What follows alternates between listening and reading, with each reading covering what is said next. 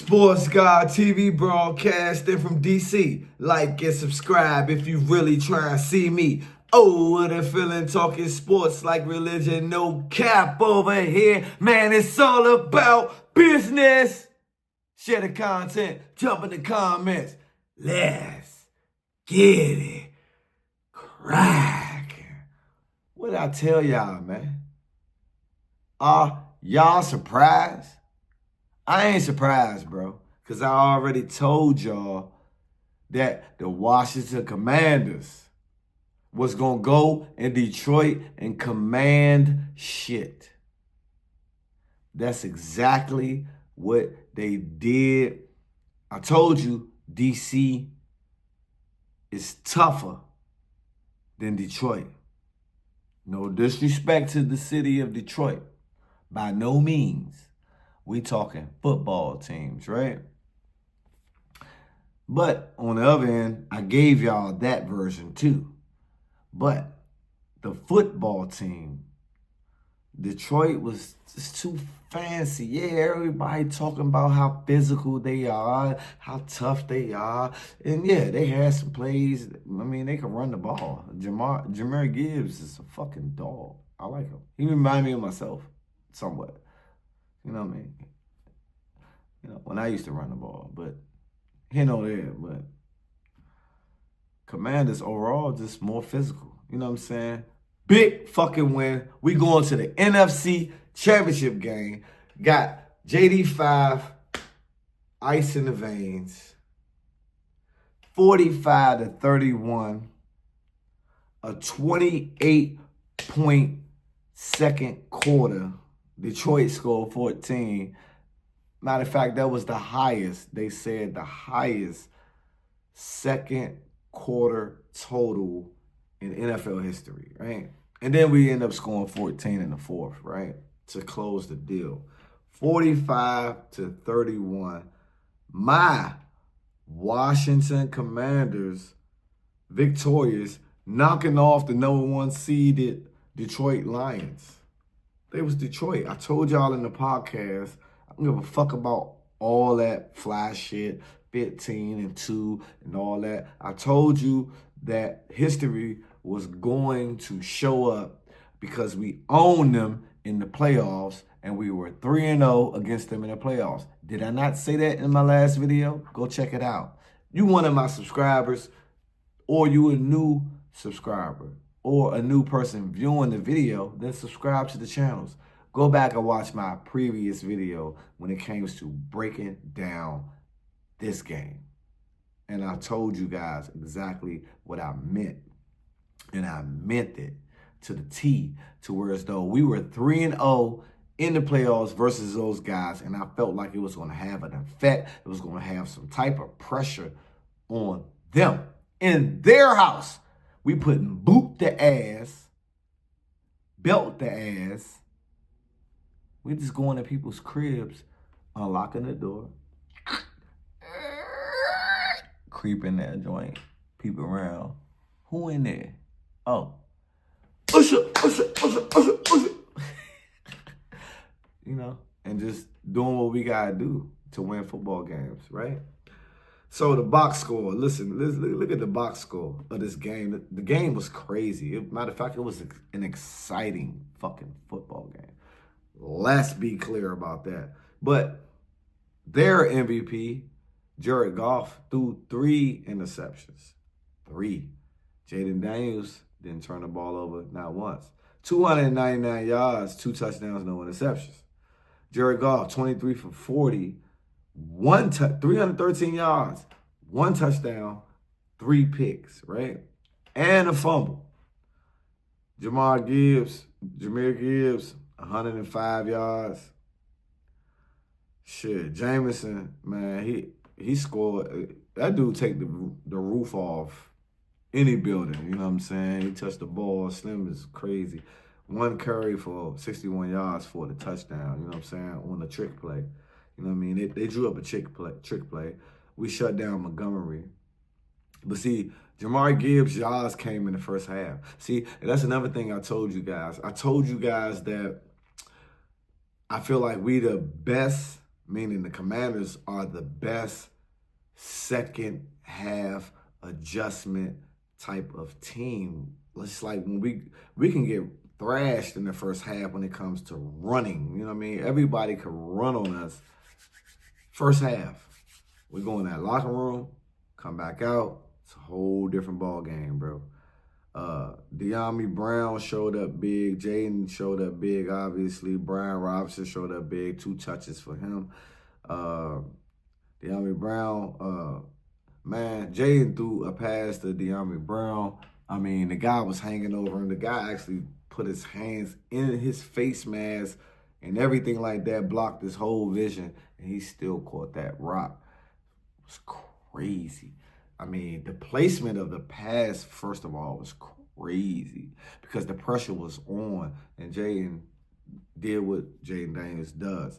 Terry McLaurin, I mean, catching a hitch and taking that bitch 58 yards is what they called it. It was supposed to be 59, but they decorated it 58. But still, he broke tackles, and then he outran Detroit's top safety and then stiff-armed him and then dove into the end zone. Zach Ertz came up with big catches and everything like that. Austin Eckler is a big factor. And Jamison Crowder. I mean, Bates caught a touchdown pass. I mean, listen.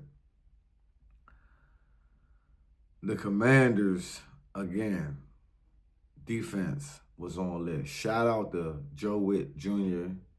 and Dan Quinn, both defensive-minded guys. We know Joe Witt Jr. is running the show, and he put his guys in the best positions to make plays. Bobby Wagner, I could hear him during the game echoing calls when Jared Goff going up to the line of scrimmage and calling different checks and things like that. Bobby was on it. Bobby knew exactly, and he putting people on point. Marshawn Lattimore was physical out there. He didn't get a lot of action. He got some action, but hey, he was out there physical. He was making tackles, and the Commanders were actually doing a really good job. I mean, this was the most explosive team in the league. They averaged 30-something points, and they got their 30.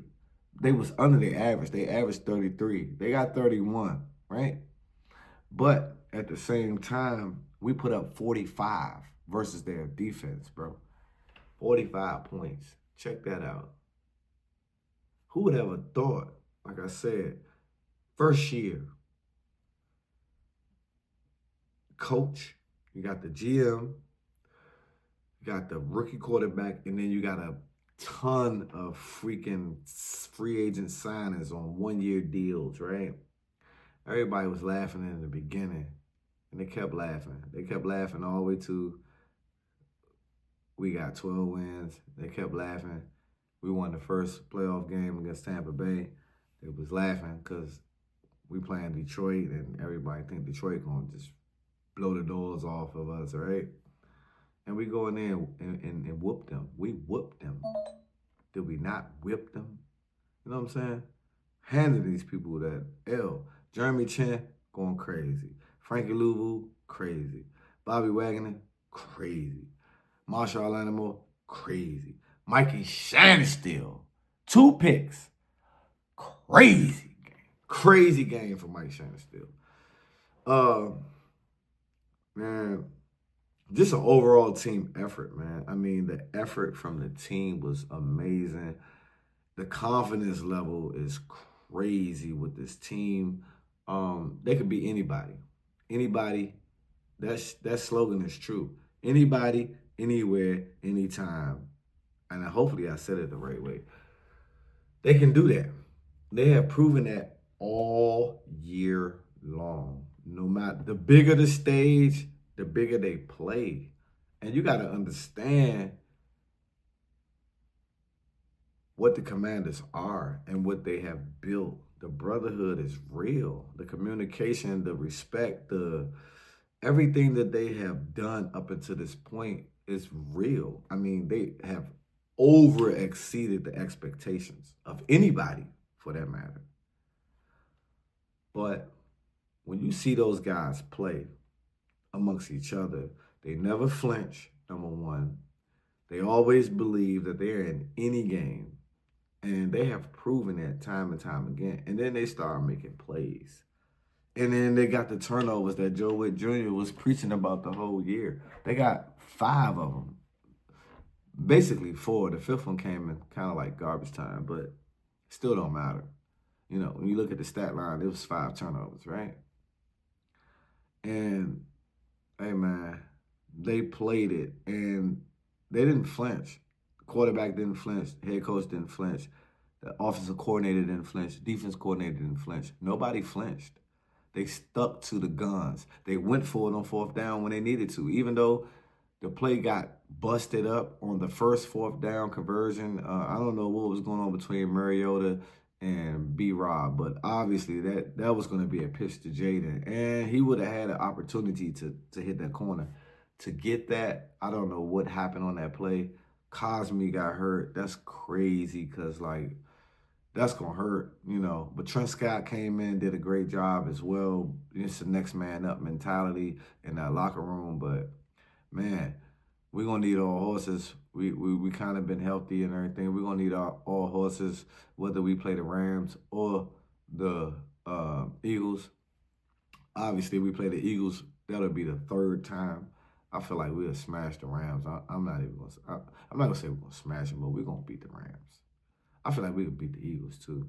You know what I'm saying? At this point in time. I just think we're the better team. And the crazy thing is, as we were winning those tight games and everything like that, it taught us a lot of stuff. But I knew we would eventually catch up and get better, whether that was offensively and defensively. But I feel like we got better defensively. We've been good all year offensively, but we got better defensively, and that was scary when you think about all the players: the Jeremy Chins, the Bobby Wagners, the Frankie Louvu's, the Deron Paynes, the John Allens, the Mikey Sandistrills now, the Marshall Lattimores now that he's being acclimated into everything. I mean, come on, bro. Everybody's bought in. And listen, dude, this Commander team is crazy. Like, win, lose, or draw, I'm satisfied, you know, for this year. This is going to be the worst roster that we're going to have. And this roster is fucking pretty good, considering the character guys that has been brought in. They are balling, but we got plenty of money. We got draft capital. So there are going to be so many more moves made. This is about to be something fabulous that's going to be going on for a long period of time here in D.C., Maryland, and Virginia. You know what I'm saying? The DMV area, or whatever the case may be. But the Washington Commanders, man, if you listen to me in my podcast, I'm not surprised, man. What are your thoughts and comments on this divisional playoff round win? And now we are in the NFC Championship game. Commanders, stand up. You already know who it is, man. It's your boy, Sports Guy TV, where we talk sports like religion. And I'm out. Until the next time.